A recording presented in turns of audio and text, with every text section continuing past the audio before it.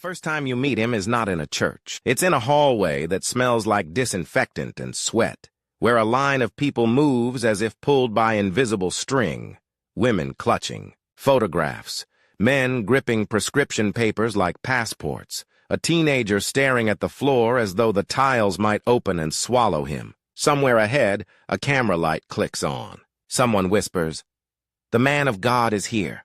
And then you see it. A plastic chair, a sweating microphone, and a preacher in a crisp suit, calm as a surgeon, lifting a hand, while the crowd trembles like a single animal. To some, this is the moment they've been waiting for their entire lives. Proof that heaven still interrupts earth. To others, it looks like a theater built from desperation, a stage where pain becomes content. You came for the name in the title, Pastor T.B. Joshua. And you're about to get exactly that. But be warned. The deeper you go, the more the story splits in two. One side smells like incense and hope. The other smells like power. Sweet at first, then sour in the throat. Because in Nigeria, people don't just know T.B.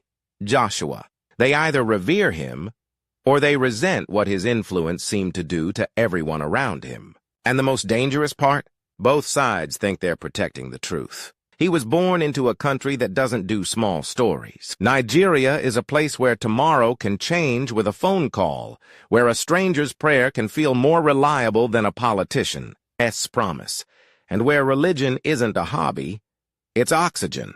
If you were born there in the early 1960s, you didn't grow up choosing faith. Faith was the weather. It was the sound of your mother's voice when money ran out.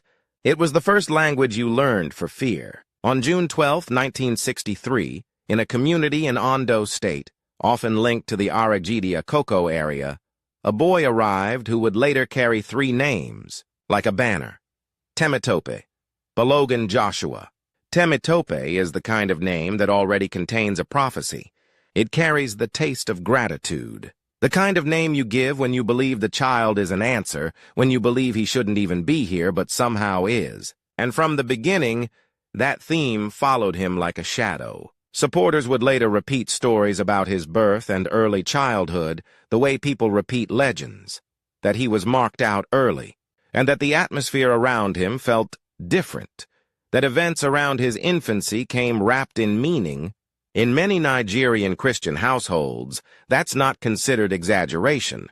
It's considered evidence. People look for signs the way sailors look for stars. He grew up in the tight geometry of a rural life. Family faces close together, days measured by chores, and the constant unspoken lesson that survival is a discipline. You wake up, you work, you pray, you try again. You don't expect comfort. You expect struggle. And you learn to respect anyone who seems to defeat it. In school, he wasn't the loudest. He wasn't the one throwing stones at mangoes, trying to impress girls. The stories that gather around him don't paint him as a wild child. They paint him as a child who watched. There are 2 kinds of children who watch like that. The first kind is shy. The second kind is calculating. And in the early years of T.B. Joshua, people could never quite agree which one he was. He attended local schools. Accounts often mention a primary school in the area, and even there something started happening that would become a pattern. Adults treated him as though he carried weight beyond his size. Kids can be cruel, but kids can also be accurate. When they sense someone is set apart, they either bully him or they orbit him. A nickname began to cling to him in the way nicknames do. Sticky, half-joking, half-serious. Something like the small pastor, a boy preacher, a child who spoke about God with the confidence of someone much older.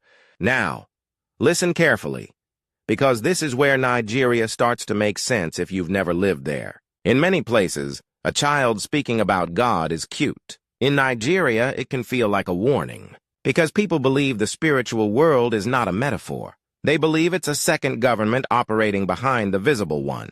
They believe destinies can be negotiated, stolen, repaired. They believe a blessing can run through your bloodline like a river, or a curse can sit on your roof like a bird that refuses to leave. So when a child starts talking like a preacher, some elders don't smile.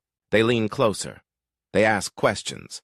They watch his eyes. They decide, quietly, whether this is a gift or a problem. T.B. Joshua grew up in that atmosphere. A world where attention is never free, and spiritual attention can be the most expensive kind. There's another thing you need to understand about his youth. Poverty doesn't just make people hungry, it makes them imaginative. When resources are scarce, the human mind becomes a machine for alternative routes. You learn to bargain, to persuade, to find the crack in the wall and slip through it. And if you have charisma, real charisma, you can turn it into currency without ever touching a banknote. Charisma isn't always loud. Sometimes it's a stillness that makes other people loud around you. His supporters would later describe him as someone who could sit in silence and make you feel exposed, as though God was already listening in the room. That kind of presence is intoxicating. It's also dangerous, because once people start projecting divine meaning onto your personality, they don't want to hear you're human. They want you to be a sign, and a sign is not allowed to have ordinary weaknesses. As a teenager and young man, he moved through the usual Nigerian pressures: education, responsibility, the tug of expectations. But he also moved through something else, a private sense of direction that he rarely explained plainly. People close to him would later say that he didn't talk about ambition the way other young men did. He didn't say, "I'm going to be rich." He didn't say, "I'm going to be famous." He spoke instead in that peculiar language future leaders often use. "I have an assignment." That sentence can mean humility.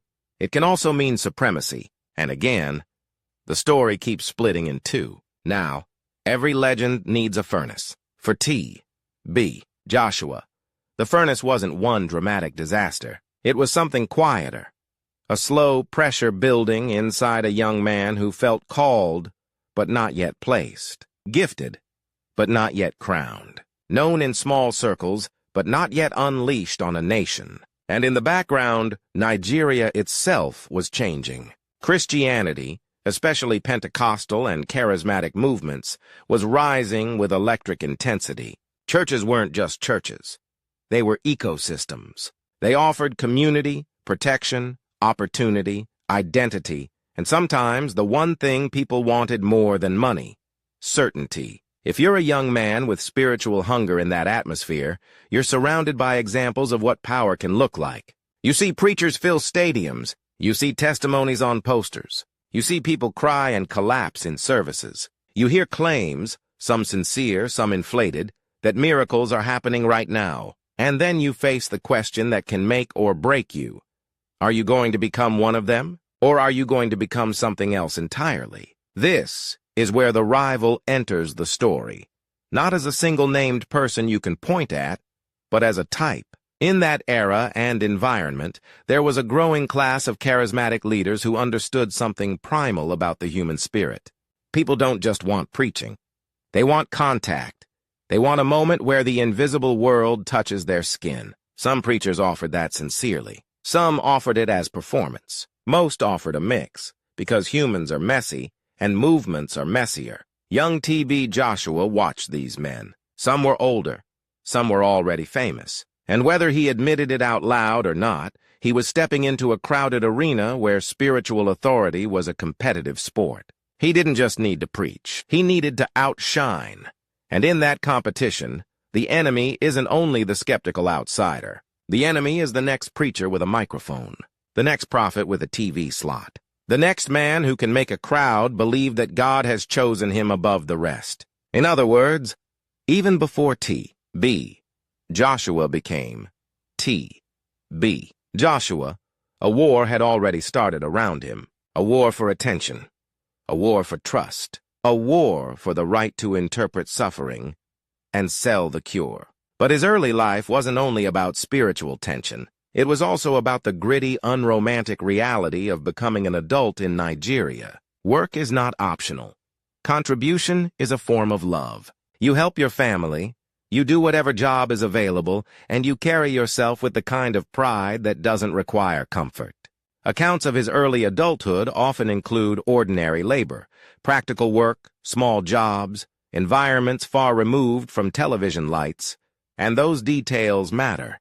Because later, when people watched him in expensive-looking suits speaking to presidents and celebrities, they either found it inspiring or they found it suspicious. Because Nigeria has seen too many stories where a man climbs from nothing to everything and refuses to explain the steps in the middle. And when the steps aren't visible, people fill the gap with whatever they already believe. If they love you, the missing steps become divine favor. If they hate you, the missing steps become a secret deal. That's Nigeria. That's fame. That's how myth forms. Young Joshua learned early that perception is not a side effect of power. Perception is power, and he carried that understanding like a blade kept under cloth. There's a moment that people in his orbit often describe, a season where he withdrew, where he became harder to reach, where he seemed to be wrestling with something that wasn't a normal teenage crisis or young adult confusion, a struggle not over what career to choose, but over what kind of vessel he was going to be. Some describe it as deep spiritual seriousness. Some describe it as obsession. And, if you're listening closely, you can almost hear the future in it. Because the future T.B. Joshua would build a ministry where intensity was the atmosphere. People didn't come to be mildly encouraged. They came to be shaken. They came to have their story interrupted. But before you can interrupt other people's lives, you have to be willing to let your own life be interrupted first. Something in him was sharpening. Something in him was choosing a direction that would cost him ordinary living. And he was starting to understand the first cruel truth of charisma. Once people believe you are called by God, they don't just want your time. They want your life.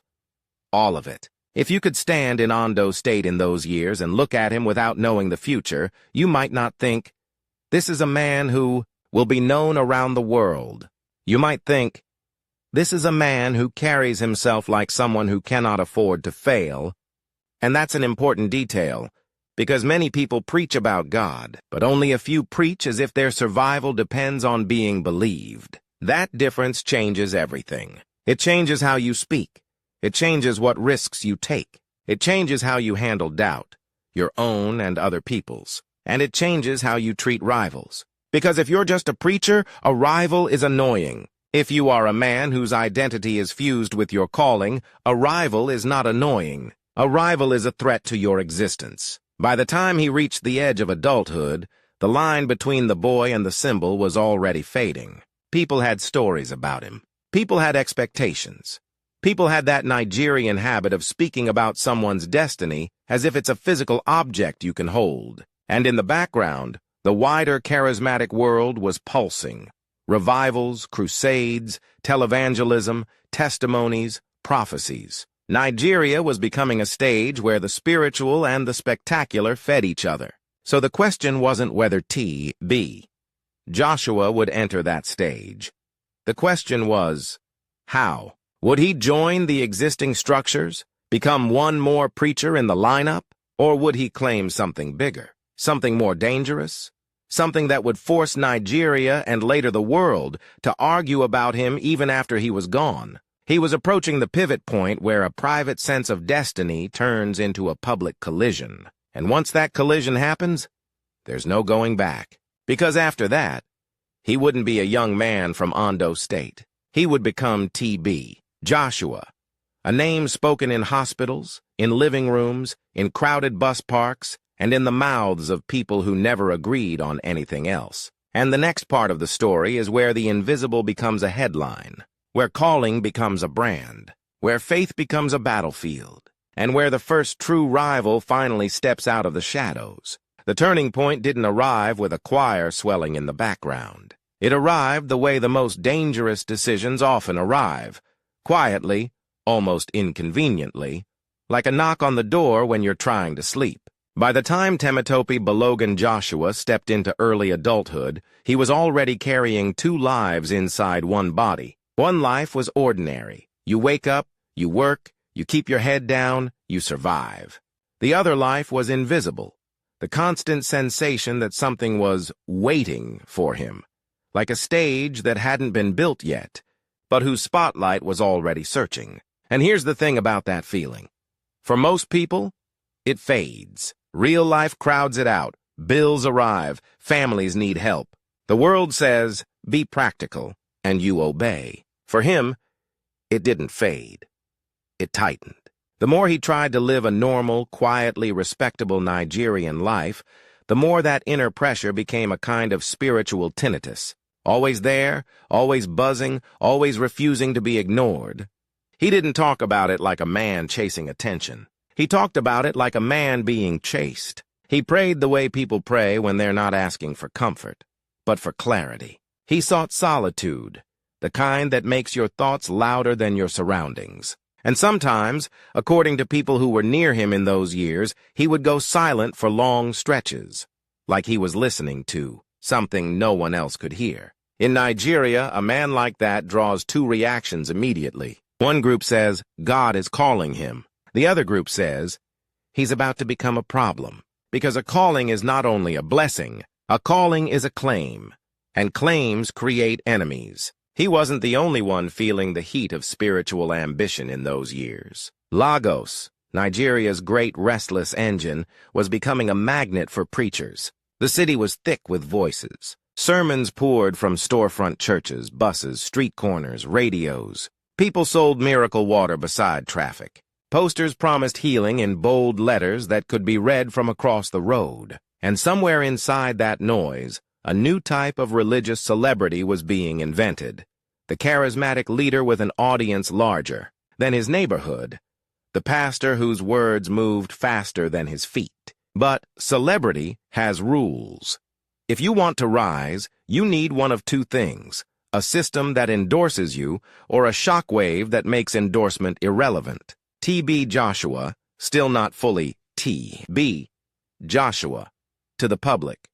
Yet, didn't have a system behind him, no respected denominational ladder, no old bishops handing him legitimacy, no established network of wealthy patrons. So if he was going to become the man people later traveled across continents to see, he needed a shockwave.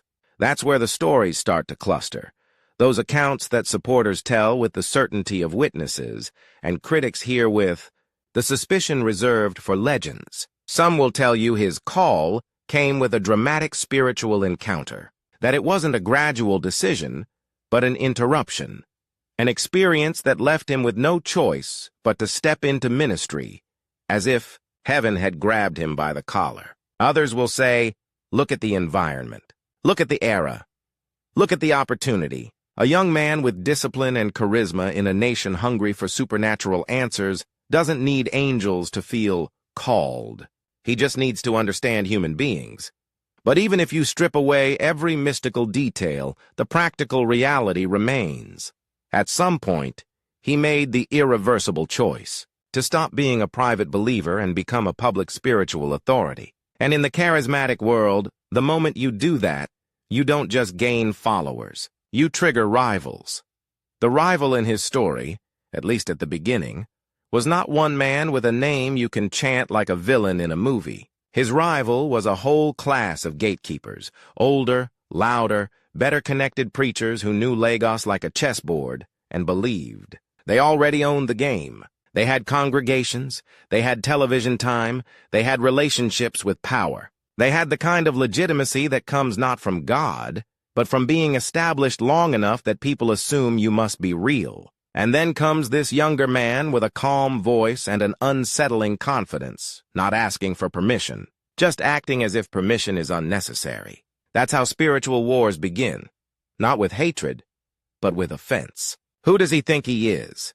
In a city where preachers were multiplying, his style began to separate him. He didn't preach like someone trying to sound educated. He preached like someone trying to sound inevitable. Where others used volume as authority, he used stillness. Where others performed certainty, he performed control. And control is hypnotic to people who feel their lives are out of control. Soon, he gathered a small circle, not a stadium, not a glamorous congregation, a small group, the kind of early beginning that looks unimpressive unless you understand what seeds do. And here's a twist most people don't notice until later.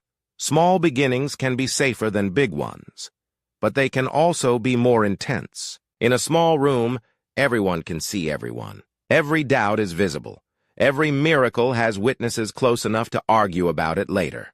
There's no distance to hide behind. So, if you build your reputation in those conditions and people still keep coming back, you're either undeniably powerful or undeniably persuasive. Either way, your name starts moving. In 1987, that movement crystallized into something with a shape and a title.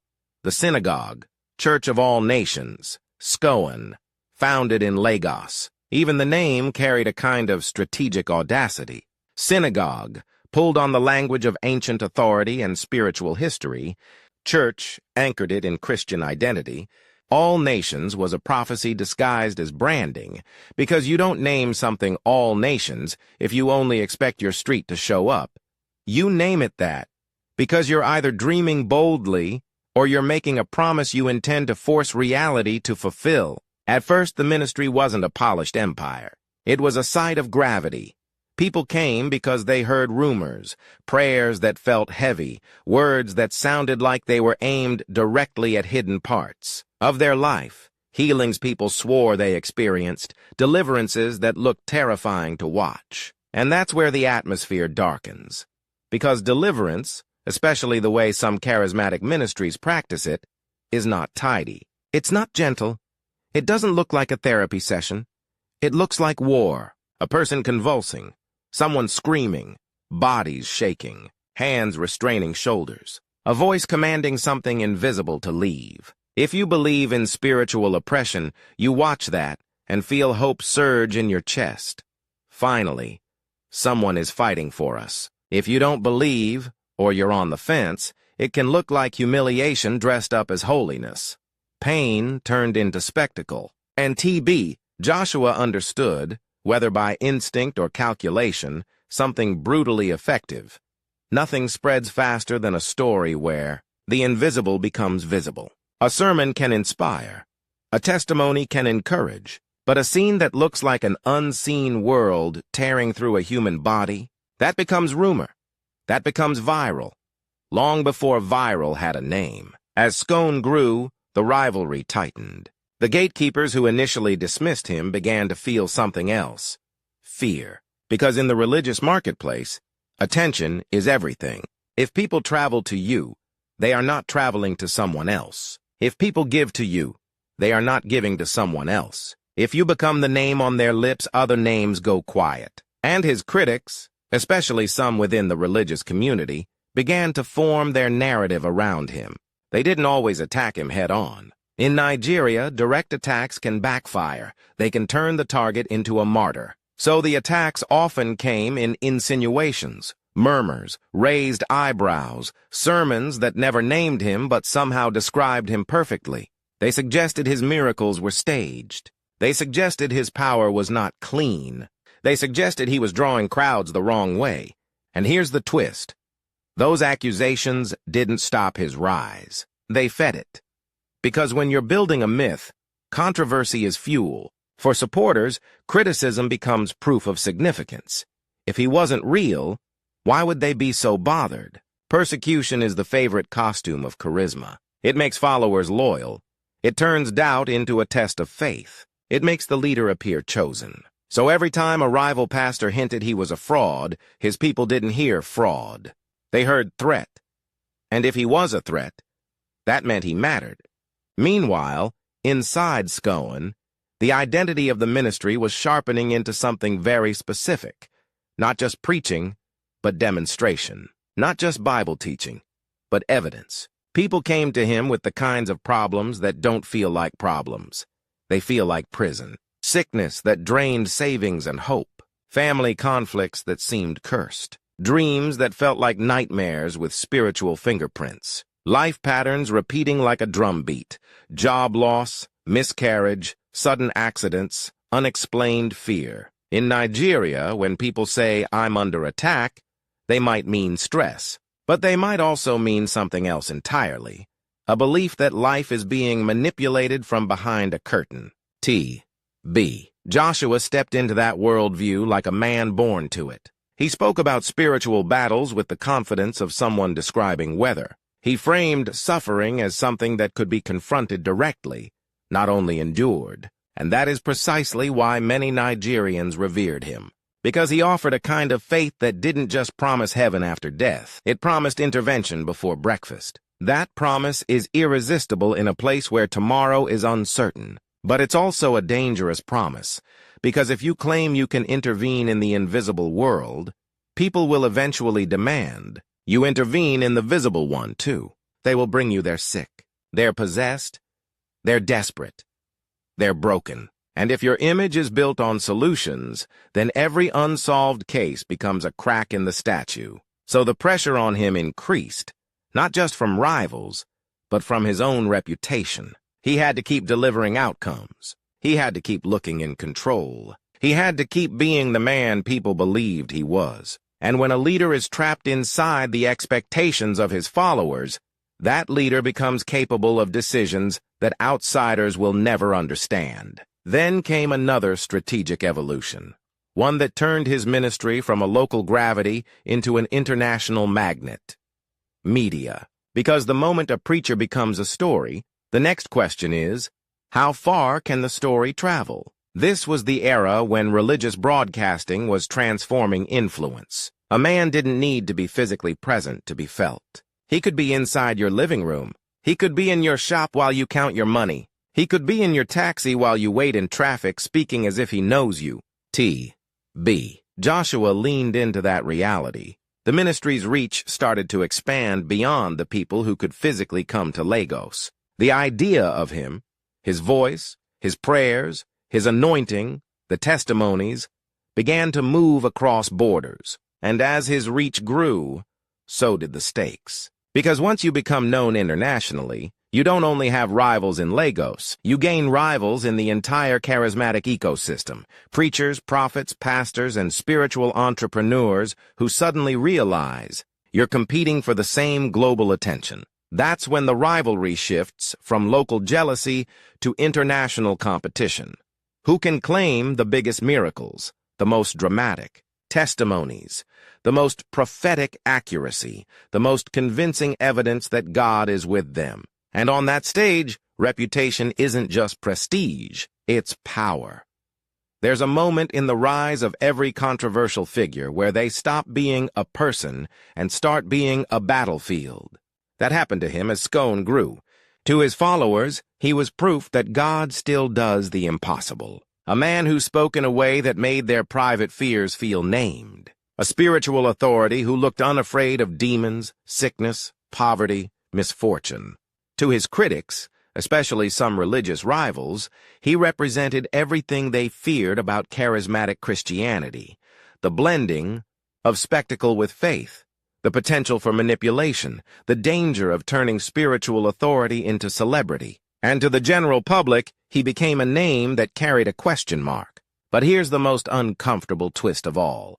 Both his fans and his enemies helped build him into something bigger than he could ever be on his own. His fans built his myth through devotion. His enemies built his myth through opposition. And in the middle stood the man himself, calm, controlled, speaking like someone who had already decided how history would remember him. He didn't act like he was building a church. He acted like he was building a world. Now, remember the hook, the hallway, the disinfectant smell, the trembling crowd, the camera light clicking on. You're starting to see how that hallway was created. It wasn't created overnight. It was built out of pressure, hunger, and a society where spiritual power is treated like a life-saving resource. But there's one more shadow moving into place at the end of this section of the story. The competitor figure, the other prophet, the rival voice, who sees Joshua's rise and decides that this cannot be allowed to continue unchecked. Because if Joshua becomes the man people travel to in desperation, then every other man of God becomes second choice. And in a world where spiritual authority is currency, second choice is not just insulting, it's fatal. So the rivalry deepens, not just as gossip, not just as whispers, as strategy, as surveillance, as attempts to expose him, discredit him, outshine him, anything to stop the tide of people flowing toward Scone. And that's when Joshua's ministry begins to harden, because an institution under pressure either collapses or it evolves into something more aggressive, more organized, more impenetrable. And in the next part, you'll see exactly how that evolution looked from the inside, how the services operated like storms with choreography, how deliverance became a signature, both mesmerizing and disturbing, how the stage of faith became inseparable from cameras, testimonies, and power, and how the rivalry with competing spiritual authorities turned into a conflict that was no longer about sermons, but about control over reality itself. By the time the doors of Scone became famous, the building didn't feel like a church anymore. It felt like a border crossing, not the kind with flags and passport stamps, the kind with eyes, watchful, hungry eyes. People arrived carrying more than bags. They carried scans, swollen ankles, cracked marriages, nightmares that followed them into daylight. They carried secrets they had never told a doctor or a spouse. They carried questions that had been rotting in their chest for years. If God is real, why am I still like this? Outside, Lagos roared. Traffic, horns, heat, dust. Inside, the air changed. It wasn't quiet exactly. It was charged. Like the moment before a storm breaks, and then the cameras. They weren't hidden. They were part of the architecture. In this place, a miracle wasn't just something you experienced. A miracle was something that needed to be seen, witnessed, repeated, broadcast, argued about. If God moved here, the world would hear about it. That was the new model. Not just faith, proof on tape. When T.B. Joshua entered the service, the atmosphere would tighten. You could feel it in the way people sat upright, the way whispers died mid-sentence, the way even the ones pretending not to believe still leaned forward. He didn't rush the moment. He didn't sprint into theatrics. He walked like someone who owned time. And that alone did something to the crowd. Because people who are desperate don't trust excitement. They trust composure. They trust the person who looks unbothered by pain. He would speak in a tone that didn't beg. He didn't plead with God like a man hoping to be heard. He spoke like a man giving instructions in a room where heaven was already listening. He preached, yes, about faith, about sin, about the heart, about the dangers of loving money, about spiritual warfare, about obedience. But the preaching was not the main event. In Scone, sermons were the match. The main event was the fire, and it had a name people came to watch with morbid fascination and trembling hope. Deliverance. If you've never seen a deliverance service, it's hard to describe without sounding like you're exaggerating. Imagine a line of people, dozens, sometimes hundreds, standing shoulder to shoulder. Some are trembling before anything even happens. Some are calm, but their eyes look too bright, too dry, like they've stopped sleeping. Others stare at the floor like they're afraid to meet anyone's gaze, afraid their own secret will leak out through their pupils. Now imagine the moment the leader approaches, a hand on the forehead, a short command, sometimes a gentle push, sometimes a sudden forceful touch, a sentence delivered with the sharpness of a blade. Out! And then, like a trap door opening, someone collapses. Another begins to scream. A third stiffens like a plank, eyes rolled back, voice changing into something that sounds not like pain, but like fury. People restrain arms, hold shoulders, keep bodies from injuring themselves. Some cry, some laugh. Some shake as if electricity is moving through muscle and bone. The first time you watch it, you don't feel only one emotion. You feel two at once. On one side, awe. If this is real, then the invisible world is not theory. It's here. It's violent. It's intimate. On the other side, discomfort. Almost disgust. Because even if you believe in spiritual battles, something about the spectacle gnaws at you. The human body, exposed. The human dignity, stretched thin. The crowd watching. The cameras capturing every spasm like a close-up in a movie. This was a signature of T.B. Joshua's ministry. It became the thing that made people travel. It also became the thing his critics used like a weapon. Because once something looks dramatic enough, it stops being evaluated spiritually and starts being evaluated psychologically. Is this deliverance or performance? That question followed him like a second shadow, and he didn't run from it. He stepped into it. Because here was his genius. Whether you call it spiritual genius or media genius, he understood that people don't spread quiet stories. They spread shocking stories. And deliverance was shock with a spiritual label. Then came the prophecies. This is where T.B. Joshua moved from pastor into something that scared even other pastors. The territory of the prophet. In services, he would sometimes call people out, by description, by clothing, by fragments of their life story. A man would stand and suddenly hear details spoken aloud. Family issues, hidden addictions, strange dreams, private fears, long-buried regrets. A woman would burst into tears because, according to the narrative of the moment, the preacher had said what no one could know. To followers, this was evidence. To skeptics, it was a red flag. Because there are only a few ways a stranger can speak to your secrets. Divine revelation, prior information, careful cold. Reading that feels like magic. Coincidence that hits so perfectly it becomes destiny. Pick your worldview. The scene still lands. What made it more potent was that it often happened in front of the whole congregation. Privacy wasn't the default in Scowen's spiritual theater. The story of your struggle could become part of the collective story of the church. And that, again, created mixed feelings. Relief. I've been seen. And repulsion. I've been exposed. But it worked. Because exposure, when framed as salvation, becomes addictive. People came back not just for miracles. They came for the sense that someone could look at them and read them like a letter. Outside the building, a second ministry was forming. The ministry of the screen. Broadcasts and clips began circulating beyond Lagos. People who had never stepped foot in Nigeria started recognizing his face, his mannerisms, his phrases, especially that signature theme. That became a kind of slogan. Distance is not a barrier. This was more than a line. It was a strategy. It meant, you don't have to be here. The power can reach you there. So people began to participate from their living rooms, their phones, their hospital beds. They watched testimonies. Someone healed, someone delivered, someone restored. They watched the dramas of suffering and relief. They watched the story arcs. And the truth is, humans love story arcs. We love before and after. We love the moment the problem is named. We love the moment the enemy is confronted. We love the moment the person collapses and rises changed. It's almost cinematic.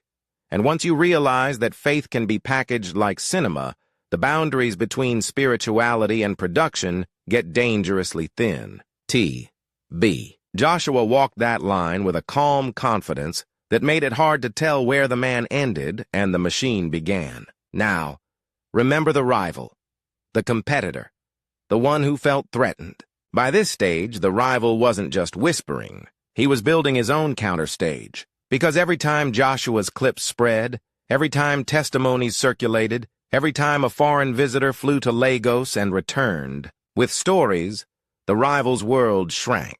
So the rival adapted. He created his own deliverance nights, louder, harsher, more theatrical. He pushed his own prophecies, more frequent, more sensational. He made his own broadcasts, his own highlights, his own testimonies. And here's the twist that makes the rivalry poisonous.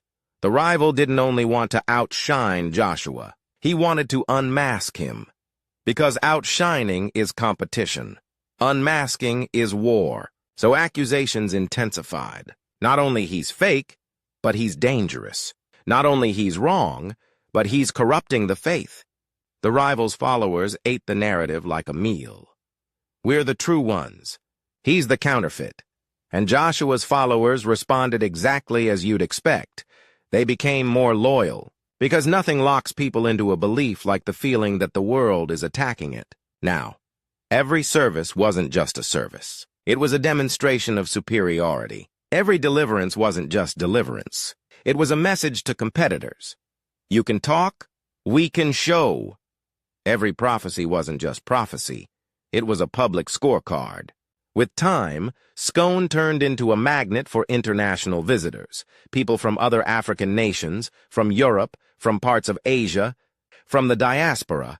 Drawn by the mixture of spiritual hunger and reputation, some came for healing. Some came for curiosity. Some came to prove him wrong, and the place swallowed them all the same. Inside, the atmosphere was carefully controlled. Ushers moved like security. Lines formed and held. People were guided, positioned, directed. It wasn't chaos. It was choreography. This is another uncomfortable truth. Even in spiritual environments, crowds must be managed. And crowd management can look a lot like power. The more famous he became, the more his presence created risk. A single surge of people could become deadly. A single rumor could turn into panic. A single person claiming harm could ignite scandal. So the ministry grew layers, protocols, teams, order. The man of God was protected by structure. And structure changes leaders. When you're surrounded by systems built to protect your image, it becomes easier to believe your image is your identity. That's when charisma hardens. That's when a leader stops being corrected. That's when a leader begins to float above ordinary accountability, which, to his critics, was exactly the problem. They argued that a ministry built around one man inevitably becomes a kingdom with one throne. To his supporters, the same thing looked like wisdom. You can't touch a man doing God's work. Enemies are everywhere. Two interpretations, same reality. In his public messaging, Joshua often spoke about humility, warned against greed, and emphasized faith and obedience. Yet his ministry's reach and influence made him a magnet for the very things he preached against: money, fame, proximity to power. The more the ministry expanded, the more people began to treat him not only as a pastor, but as a spiritual consultant for high-stakes problems. In environments like that, leaders get pulled into politics even when they insist they're not political. They become unofficial diplomats of spiritual legitimacy. And in Nigeria, and in many places influenced by Nigerian Pentecostal culture, spiritual legitimacy is not decorative. It's leverage. People want a blessing before a campaign. They want prayer before a business launch. They want prophecy before they make a risky decision. They want to be seen near a man whose reputation suggests heaven is on speed dial. This made Joshua's influence feel enormous. And enormous influence always triggers a darker question. Who controls the controller? The rival, still building his counterstage, pressed that question constantly. He painted Joshua as a man intoxicated by attention. He framed deliverance as humiliation. He framed prophecy as manipulation. He framed the cameras as proof that this wasn't ministry.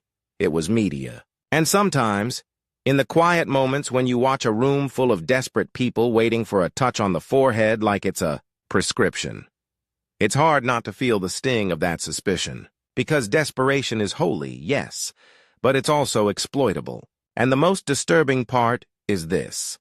A leader can genuinely believe he is helping people and still create a system that harms them. Intent and impact can coexist in uncomfortable ways. That's why Joshua's story refuses to settle into a simple moral. Still, to understand why he was revered in Nigeria, you have to look at what he represented beyond spectacle.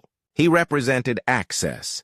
In a country where healthcare can be uneven, where institutions often feel unreliable, where the gap between rich and poor is felt, in the body, spiritual spaces become emergency rooms for the soul, and sometimes in people's minds, for the body too. People revered him because he offered an alternative to helplessness. When someone feels trapped by sickness, by poverty, by fear, they don't only need a solution. They need the feeling that someone powerful is willing to fight for them. Joshua's ministry offered that feeling in a concentrated form, and it didn't just offer it in private. It offered it publicly, loudly, repeatedly, like a drum. Testimonies became a social currency. If someone said, "I went to Scone and my life changed," it spread through families and neighborhoods like fire through dry grass. Because Nigerians are not only religious, they are story-driven. They trust what they can retell, and Scone gave them stories with sharp edges. But as the ministry grew, a subtle shift occurred, one that would later matter more than anyone realized. The man of God became bigger than the message, not in his preaching necessarily, but in the ecosystem around him. People didn't only say, "Let's seek God." They said, "Let's go to Joshua." That's a dangerous shift in any faith tradition. Because once a human becomes the center of a spiritual universe, the universe becomes fragile. If the human fails, the faith shakes. If the human is questioned, followers feel personally attacked. If the human is gone, the whole system trembles. And the rival knew this. So he targeted not theology, but personhood. He tried to turn Joshua from a prophet into a scandal waiting to happen. And Joshua responded the way powerful figures often respond, not with frantic defense, but with escalation of presence, more services, more demonstrations, more testimonies, more broadcast moments. Because when your authority is challenged publicly, you don't retreat. You perform strength. Here's the final twist of this part, the one that makes the next part unavoidable. The very machinery that made Joshua famous, the crowds, the cameras, the hunger for visible proof, also built a pressure chamber around him. In a pressure chamber, everything is amplified. Success becomes proof of destiny. Criticism becomes proof of persecution. And every incident becomes a potential explosion. By the late years of his prominence, the ministry was no longer just a church people attended. It was an international phenomenon with a heartbeat made of expectation. And expectation is not kind. Expectation is a creditor. It demands repayment, again and again. So, while the world watched miracles and deliverances and prophecies like episodes in an ongoing series, something else was growing. Underneath, the weight of the empire, the weight of controversy, the weight of a legacy being formed while the man was still alive. And as that weight grew heavier, one question began to stalk the entire story. Silent, patient, lethal. What happens when the man everyone believes carries the power suddenly doesn't have time left to carry anything?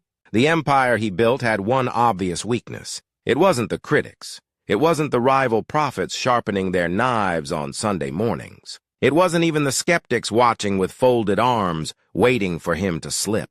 The weakness was simpler. He was human. And when a human being becomes the pillar of a living myth, the most terrifying question isn't, is he real?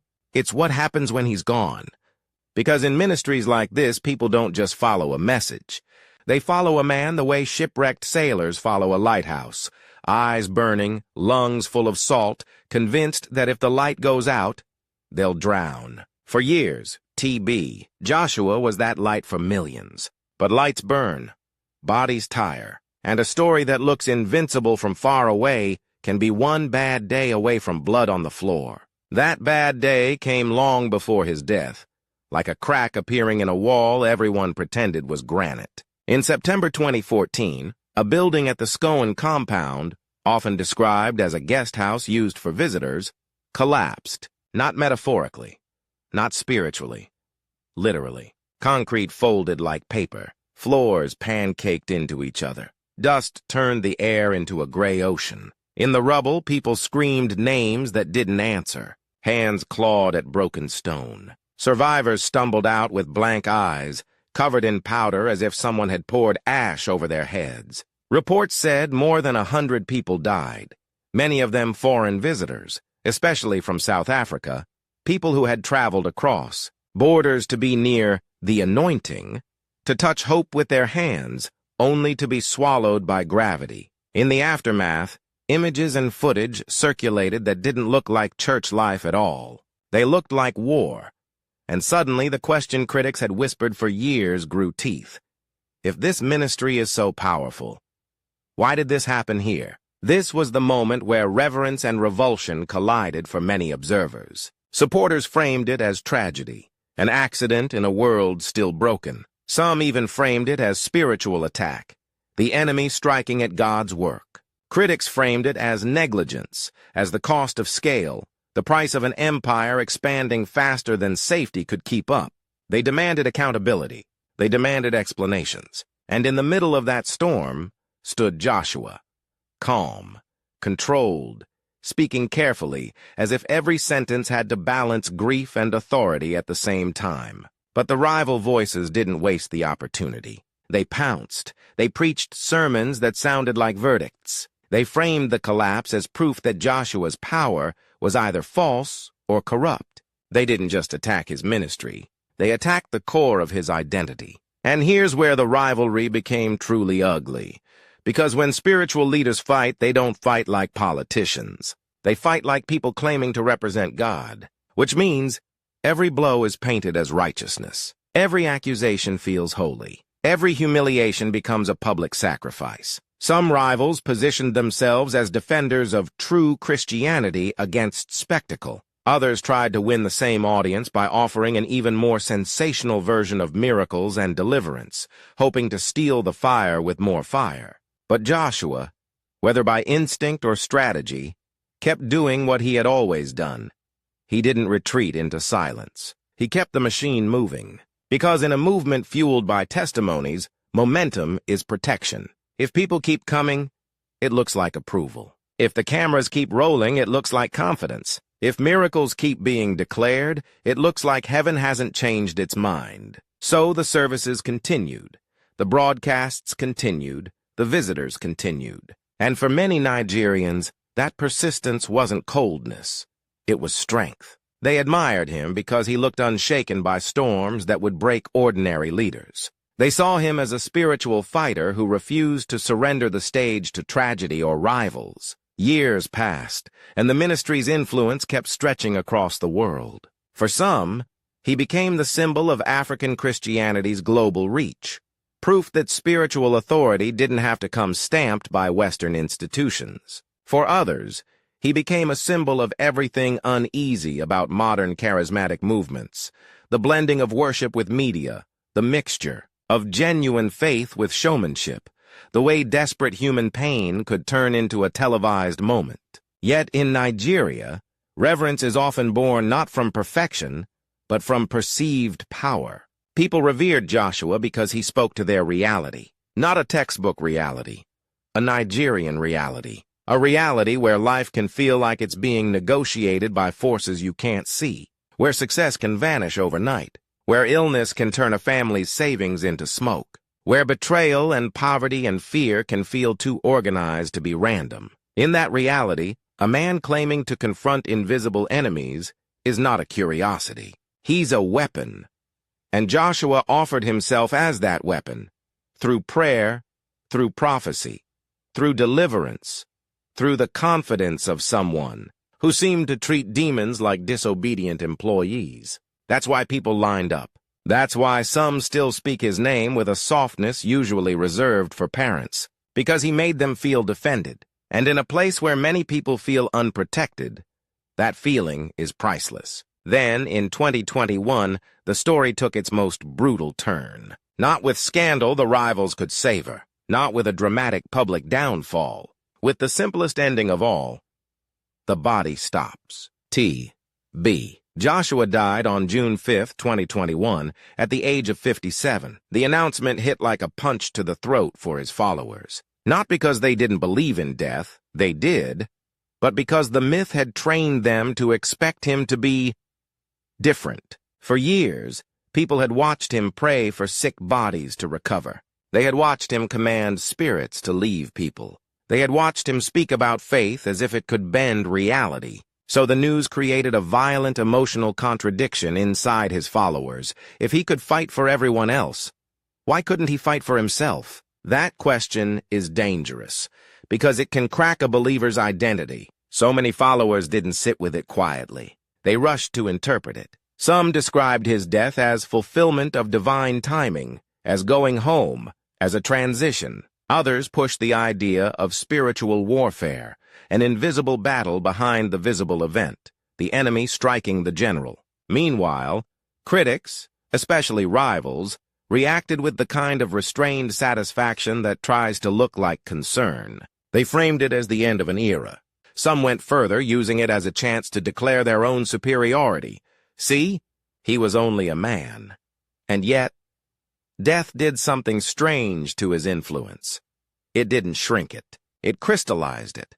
Because when a controversial figure dies, the living begin to edit the story. Supporters sand down contradictions and polish virtues until the man becomes a monument. Critics collect accusations like stones and build their own monument, one meant to warn, not inspire. Either way, the dead man becomes bigger, and Joshua became bigger. Now the real fight began, not for miracles, but for meaning. Who gets to control the story after the storyteller is gone? His ministry had to answer the question every personality-driven empire eventually faces. Can the brand survive without the person? In Scowen's case, that wasn't only a business question. It was a spiritual question. For years, people had centered their faith experience around a particular voice, a particular touch, a particular presence. Remove the man, and you remove the ritual's center of gravity. So the transition mattered. And in the aftermath, the ministry's leadership shifted in a way that surprised some and comforted others. His wife, Evelyn Joshua, stepped into a leading role in the church's future. For loyal followers, this felt like continuity, like the family carrying the torch, the anointing staying within the household that had lived the mission. For skeptics and rivals, it became another angle of attack. They framed it as dynastic, as empire logic, as proof that this wasn't only church. It was institution. But to many Nigerians, that criticism doesn't automatically land the way outsiders might expect. In many communities, continuity through family feels natural, even stabilizing. It suggests the work doesn't die with the man, and stability, after a shock like his death, becomes its own miracle. Still, the emotional reality for followers was raw. Imagine the scene. A woman who believes Joshua's prayers saved her child years ago watching the announcement, hands shaking, trying to reconcile her personal testimony with the cold finality of death. Or a man who traveled from another country, who slept on a bench outside the church compound, who finally got into a service, who believes his life changed afterward. He hears the news and feels like the ground has tilted. For such people, Joshua wasn't a celebrity. He was a turning point. So his death wasn't only the loss of a pastor. It was the loss of a chapter of their identity. And that grief came with a second fear. What if the rivals were right?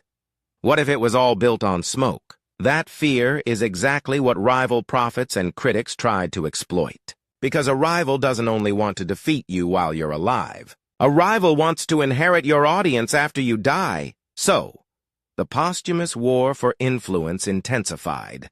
Different voices claimed to be the rightful continuation of the kind of power Joshua represented. Some tried to mimic the style, deliverance scenes, dramatic commands, prophetic moments, hoping the public would transfer faith the way people transfer loyalty between football clubs. But it's not that simple. Because Joshua didn't only build a ministry on rituals, he built it on personality, on a certain calm, a certain authority that made people feel the room had changed when he entered. You can copy actions. You can't easily copy presence. That's why some of his rivals, despite their noise, couldn't replace him in the emotional landscape of many Nigerians. Because in Nigeria, charisma isn't only entertainment. Charisma is credibility. And for his followers, Joshua's charisma had already been stamped into their memories as evidence. So why do people still venerate him so deeply in Nigeria? Not because everyone agrees he was perfect. Not even because everyone agrees he was authentic in every claim. But because he became a symbol that fit Nigeria's deepest emotional needs. He offered agency to people who felt powerless. He offered explanation to people living with chaos. He offered community to people surrounded by institutions they didn't trust. He offered hope in a language that felt immediate and physical. Even his critics unintentionally confirm this. They don't spend that much energy attacking someone irrelevant. The rival prophets who spent years trying to undermine him did so because his influence changed the map. He drew crowds, attention, and money, yes. But more importantly, he drew belief. Belief is the most valuable resource in religious life. When you control it, you can shape decisions, behavior, identity, even national mood. Joshua controlled a portion of that resource on a scale few could match. And when he died, the vacuum proved how large he had been. Because vacuums don't form where nothing existed. There's another piece of legacy that's harder to discuss but impossible to ignore. Joshua's ministry forced Nigeria and the world to debate the boundaries of faith. Where does belief end and performance begin? When does deliverance become spectacle? When does prophecy become manipulation? And even if a leader means well, what responsibility comes with creating a system where human desperation is constantly on display? Those questions didn't start with him. They won't end with him. But he made them unavoidable, because he operated at a scale where private doubts became public arguments. And in that way, his legacy is not only spiritual, it's cultural. He became a reference point. Whenever people discuss modern charismatic Christianity in Nigeria and beyond, his name shows up, either as an example, a warning, or a mystery. Now picture the final image, not the one of him preaching, not the dramatic deliverance. Not the rival's accusations. Picture something quieter and more disturbing. A church that once felt like a living storm, now trying to learn how to breathe without its thunder. Because that is what death does to empires of personality. It exposes the scaffolding. It reveals which parts were faith in God, and which parts were faith in a man. And yet, for many, the story doesn't end with exposure. It ends with testimony. Because in Nigeria, testimony is not a footnote.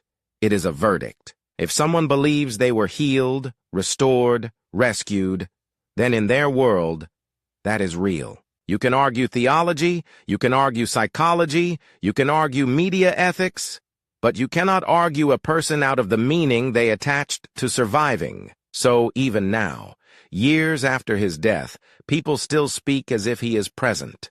Through memories, through recordings, through the community. He built, through the phrase that still floats around like a stubborn spark, distance is not a barrier. To a skeptic, it's branding.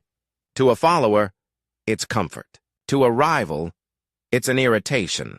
Because it means the man they fought is still influencing the field even while buried. And that, in the end, might be the most unsettling twist. The man is gone. The argument is not. The hunger that made him powerful is still here. The desperation that made people line up in hallways still exists. And as long as it exists, Nigeria will keep producing figures like him, loved, hated, revered, feared, men who step into the gap between pain and hope and claim they can translate heaven. Some will help, some will harm, some will do both. But very few will leave a shadow as complicated as T.B.